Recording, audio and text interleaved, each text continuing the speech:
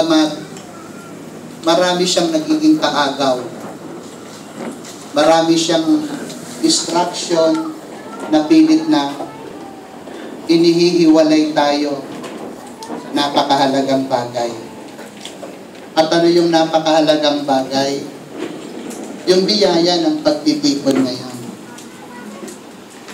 Kasi ang biyaya ng pagtitipon ngayon, mula pa kanina, kung napapansin nyo, through singing, that is the Word of God. At ito yung finally, na kung saan ang salita ng Diyos ay ating tinatanggap. Ang ating pag-uusapan kung bakit pinapractice natin yung mga simpleng movement o galaw. At the count of 3, uupo tayo ng sabay-sabay. At the count of 3, sisigaw tayo ng malakas.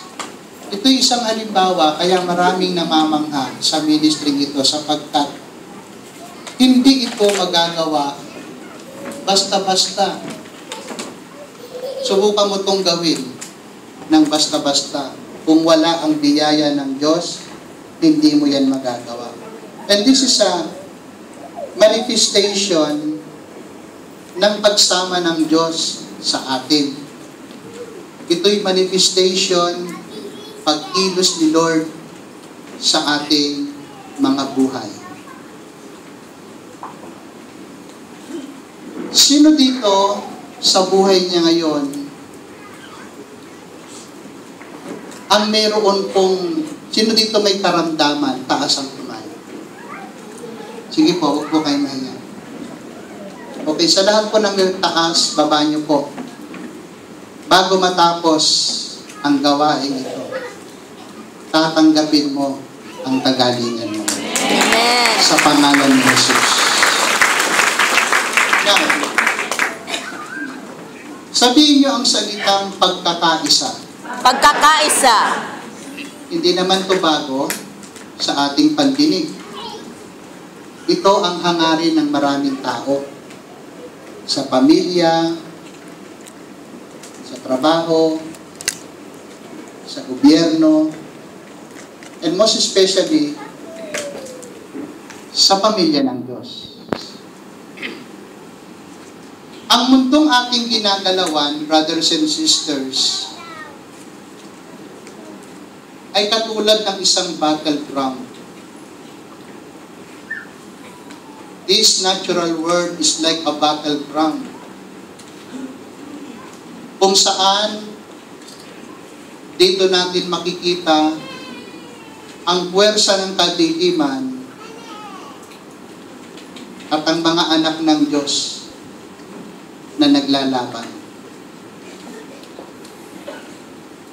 At ito ang makikita natin sa mga bahagi ng panalangin ng Panginoong Hesus sa Gospel.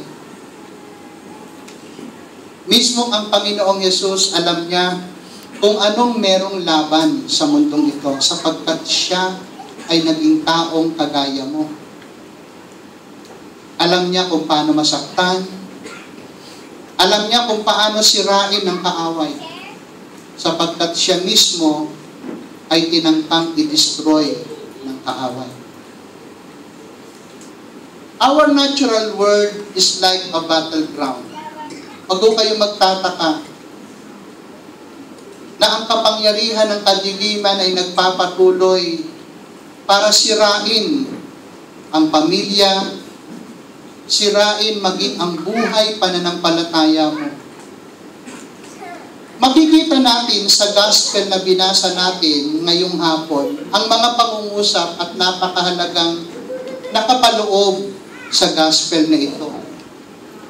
Una, ang panalangin ni Jesus na ingatan. Sabihin niyo, ingatan. Ingatan. Pangalawa, ang hangarin ng Panginoong Jesus na ang lahat ng sa Kanya ay nakipag-isa ay pabanalin. Sabihin niyo, pabanalin. Pabanalin. At ang pangatlo, ang lahat ng sa Kanya ay nakipag-isa ay maging isa sa pamamagitan ng katotohanan. Ito'y ilan lang sa mga nakapaloob sa layunin at panalangin ng ating Panginoong Hesus. Basahin po natin ang sinasabi sa John chapter 17 verse 22 and 23. Bago ko basahin ito, bibilang ako ng 3, pumalakpak tayo ng isa lang, ha? 1, 2, 3.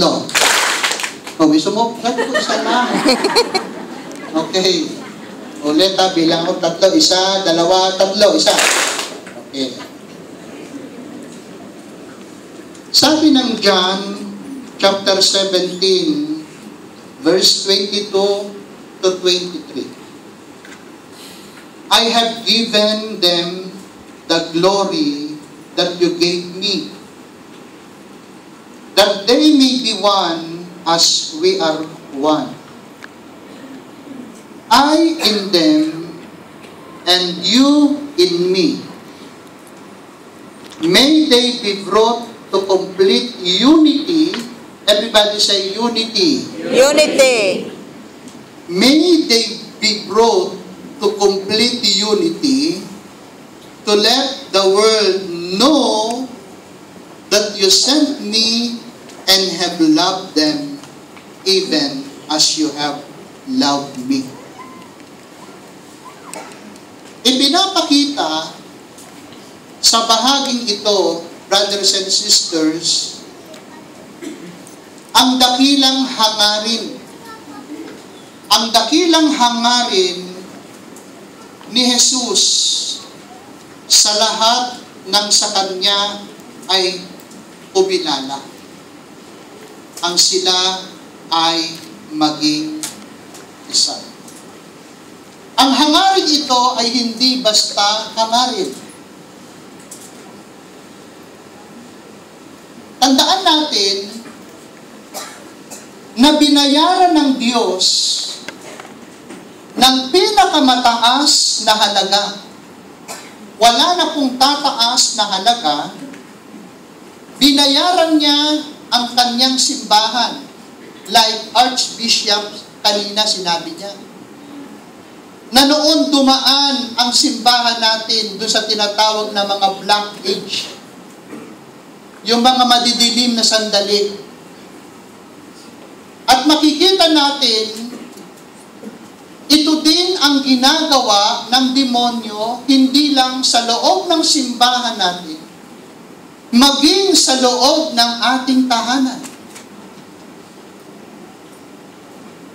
Sinusubukan niyang sirain at wasakin ang loob ng ating mga tahanan. At ito'y patuloy na ginagawa ni Satanas. Binayaran ng Diyos ng pinakamataas na halaga ang kanyang simbahan, the church. Binayaran niya yan ng napakalaking halaga. Dulot ng pinsalang pagkakahati-hati, pag-aaway, at di pagkakasundo. Kaya nga, kung ikaw ay bahagi ng pamilya ng Diyos, if you are belong to the family of God, meron kang responsibilidad. Sabi mo sa katabi mo, meron kang responsibilidad. At ano yung responsibilidad mo? If you are belong to the family of God, anumang community meron ka, anuman ang iyong kinalalagyan, kung naniniwala ka na kabilang ka sa pamilya ng Diyos, meron kang responsibilidad. At ang responsibilidad mo'y pangalagaan ang pagkakaisa na inatang ng Diyos sa bawat isa sa atin. Mga minamahal kong kapatid, Sinasabi sa Ephesians chapter 4 verse 3. Pakinggan niyo po. Sikaping panatilihin ang pagkakaisa ng Espiritu sa buklod ng kapayapaan. Kung titignan natin ang gospel sa mga huling sandali ni Jesus, bago niya harapin ang isang napakalagim na sitwasyon, mataimtim siyang nag-pray. Walang iniwan ito sa mga taong may desire, most especially yung family niya, na nagkakaroon ng lamat. Ang panalangin ng mga magulang at panalangin ng mga tatay at nanay para sa kanyang pamilya, ang ito'y manatiling buo. Kasi alam natin ang dulot ng pagkawasak, alam natin ang dulot ng pagkakahati-hati, alam natin ang dulot ng pagkakanya-kanya, alam natin ang ibinubunga nito kapag ang isang samahan at pamilya o sa trabaho, yan ay nagkahati-hati, hindi ho magtatagal, nawawasak. At yung biyayang dapat nilang makamit ay nawawala.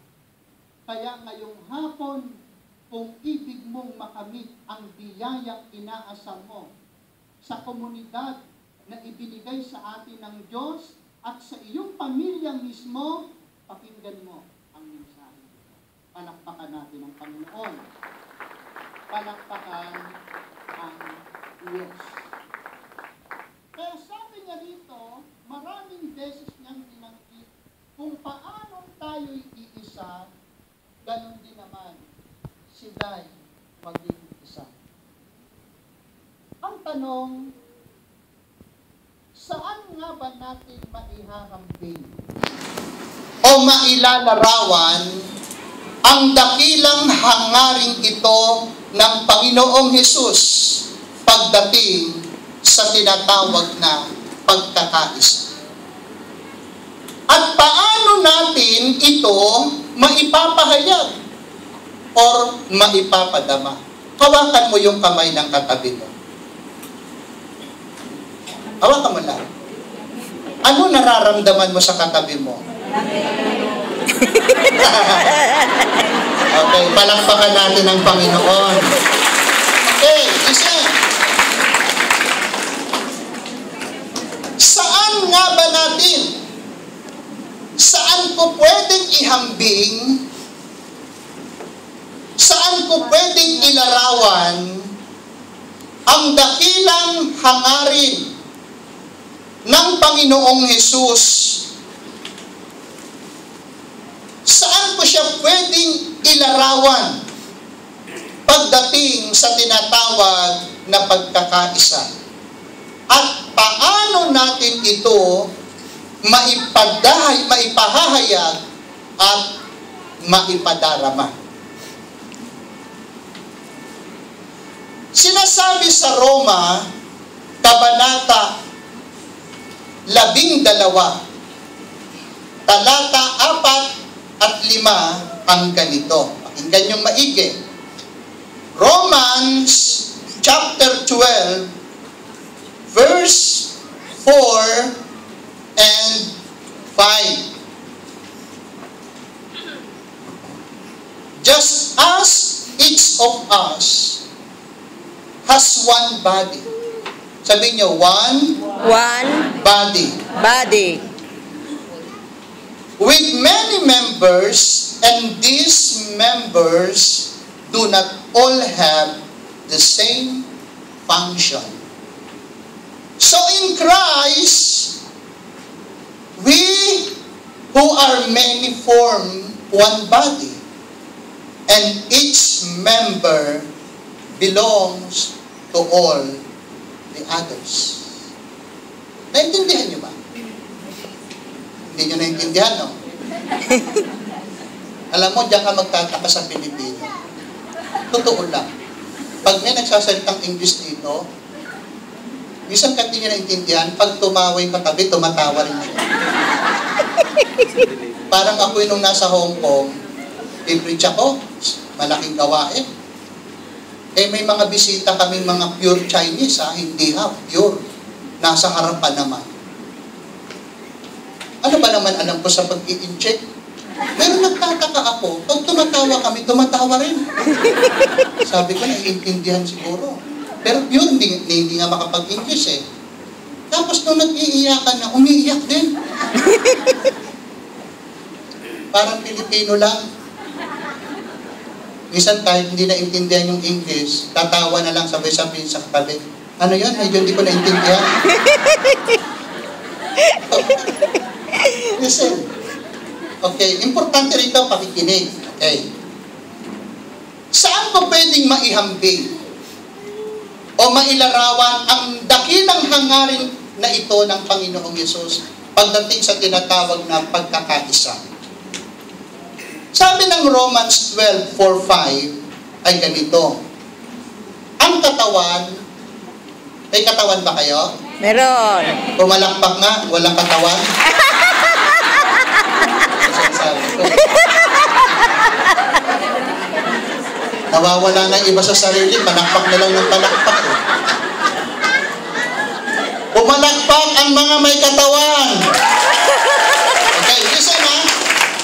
Dito, ipinapakita ng kanyang salita, literally kung paano ilalarawan ang dakilang hangarin ni Jesus pagdating sa pagkakaisa. Sabi dito,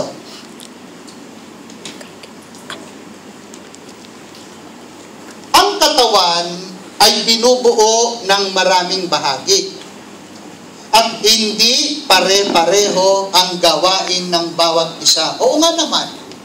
Okay habang binabasa ko ito, tignan mo na ang sarili mong katawan. Ilong mo, tenga mo, bibig mo, wag yung ilong ng iba tinitignan mo. Kaya ka nalulungkot eh. Ilong ng may iba yung tinitignan mo.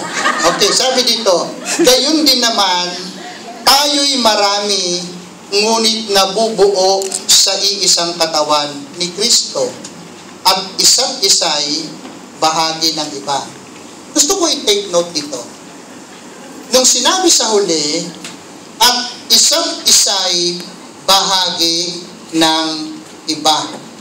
Each member belongs to all the others. Now, pinapakita dito, mga kapatid, pinakitang halimbawa ay ang katawan ng tao. Hindi na tayo lalayo itong katawan bilang larawan ng nagkakaisang Kristiyano. Bilang larawan ng nagkakaisang Kristiyano. Ang halimbawang ito ay nagtuturo sa atin. Tingnan mo lang yung parte ng mga katawan mo. Dito lang, tinuturuan na tayo ng Diyos kung paano tayo dapat gumawa. Kung paano tayo dapat kumilos. Kung paano tayo dapat gumawa at mamuhay para sa Diyos at sa ating kapwa. Kung susuriin natin yung sinabi sa huli, and each member belongs to all the others. Alam niyo, makikita natin dito, sa larawang ito, yung tinatawag na sense of togetherness. Hindi po sense of forevermore. But sense of togetherness. Hawakan mo ulit yung kamay ng katabi mo. Papansinin mo, pag naghahawak ang kamay natin, meron talagang hindi mo na, pag ikaw ay, yung sense mo ay gising, pwede mong maramdaman kung ano nararamdaman ng katabi mo eh. Tama? Pwede mong malaman kung mangungutang yan sa'yo eh. Tayo walang biro. Okay, palakpakan natin ang Panginoon. Kasi, makikita mo Ako, madali kong makilala kung anak ni El Shaddai. Tingin pa lang. Tingin pa lang. Kahit kayo, madali. Paano nyo makikilala na yan ay anak ni El Shaddai? Sige, paano? Ha? Lagi nakangiti. Ako, may iba akong alam na hindi pa alam ni Brother Mike. Gusto nyo malaman? Amen. Malalaman kung anak ni El Shaddai, maraming bitbit.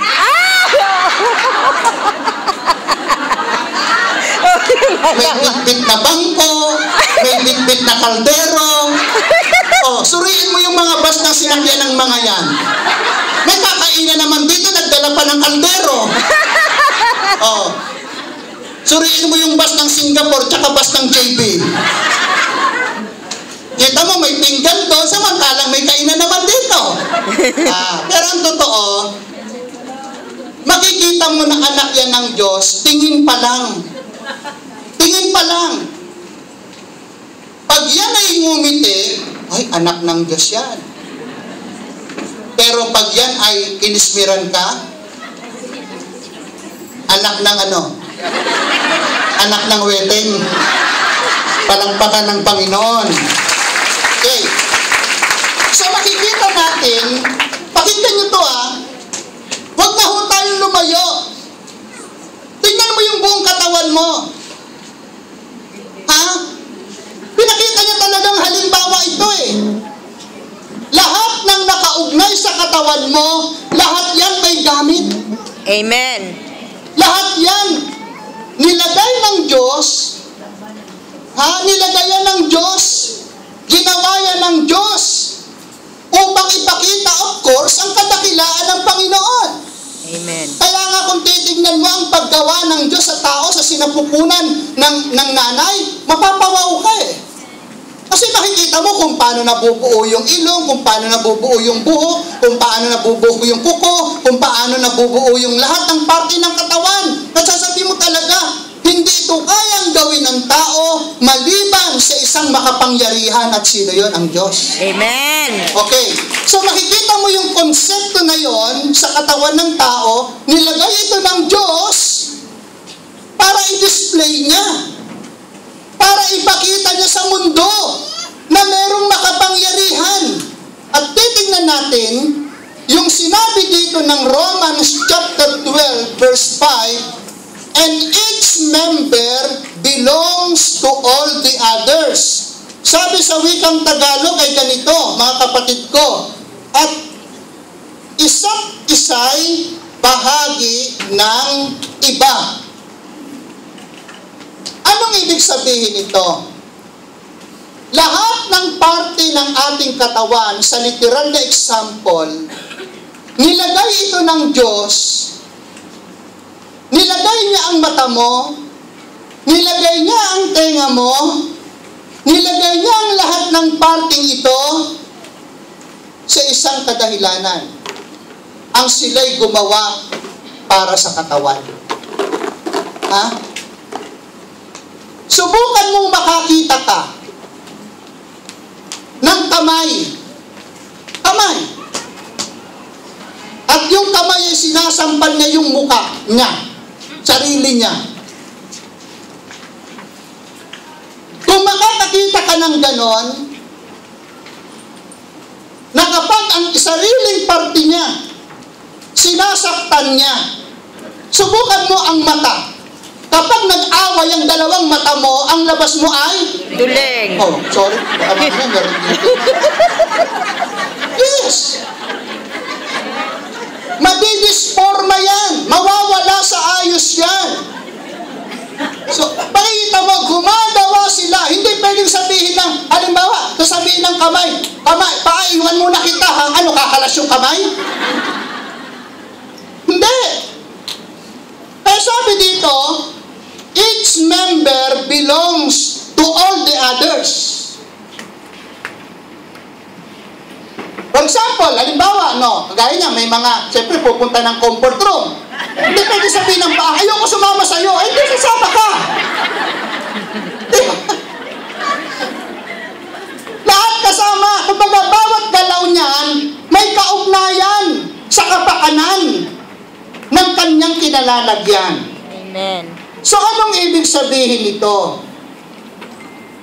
Kaya nga sa loob ng komunidad ni Lord, even in our family, yung physical family natin, kapag ka nagsimulang magloko ang lalaki, hindi magtatagal, nadi-destroy yung kabuuan ng pamilya. Amen. Ganon din sa komunidad. Kapag ka kumilos ng taliwas sa layunin, nasisira, nawawasak.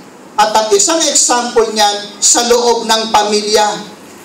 Kapag ang anak ay gumalaw ng taliwas doon sa layunin ng pamilya, hindi ho magtatagal, nasisira ang pamilya. Kapag nagloko ang isa't isa, tatay, nanay, anak, at sino mang member ng pamilyng iyan, kapag yan ay gumawa at nagsimulang kumilos ng taliwas sa layunin ng kanyang pamilya, nasisira ang pamilyang ito. Ganon din sa bayan ng Diyos. Kapag ang bawat isa ay kumilos ng taliwas sa kalooban ng Panginoon, nasisira, nawawasak. Anong ibig sabihin nito? Parang katawan yung sinabi ko nga, kung makakakita ka ng katawan na sinasaktan niya yung kanyang buong katawan, hindi magtatagal, sisirain niya ang katawang ito. At yan ang layunin ni Satanas. Ang sabi ng John chapter 10 verse 10 ay ano? Na parito ang magnanakaw upang pumatay, magwasak. Yan ang pilit niyang ginagawa ngayon. Maging sa loob ng ating tahanan, maging sa ating mga pagawaan, sa ating pong pamahalaan, maging sa ating pong mga pinapasukan. Ano ang kilos ng demonyo? Ang paghati-hatiin kayo. Bakit? Kapag naghati-hati kayo, mahina ang puwersa. Mahina. Pero pag nagsama-sama tayo, for example, I give you an example. Subukan nga nating sumigaw itong pulutong lang na ito. Sigaw kayo. Tama? Parang sinasakal lang. You see? Diba? Subukan nyo sumigaw yung isang hilera dyan. Palakas ng palakas. Subukan nyo sumigaw itong dalawa at saka yung isang hilera dito.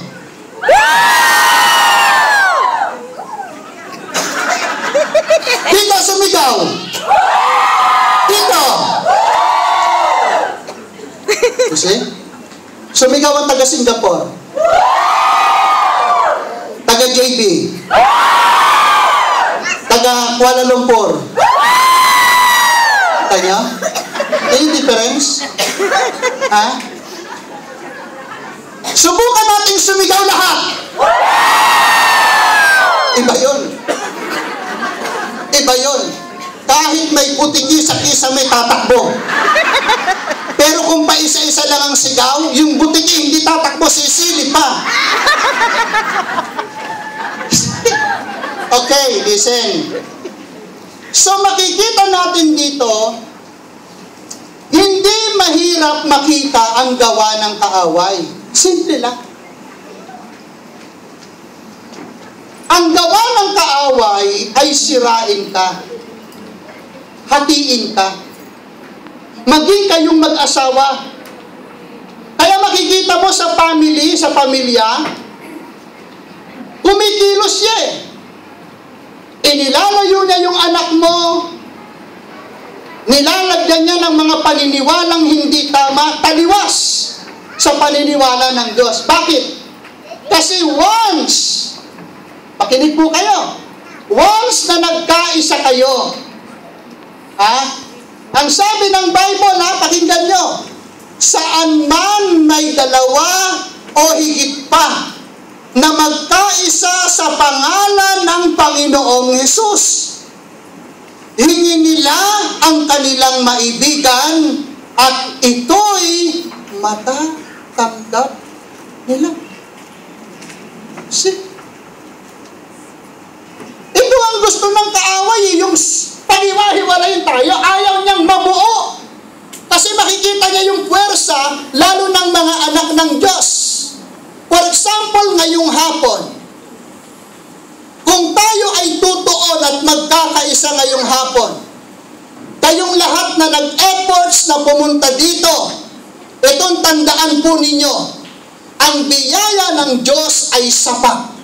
Amen. Upang tayong lahat ay umuwing pinagpala. Amen. See?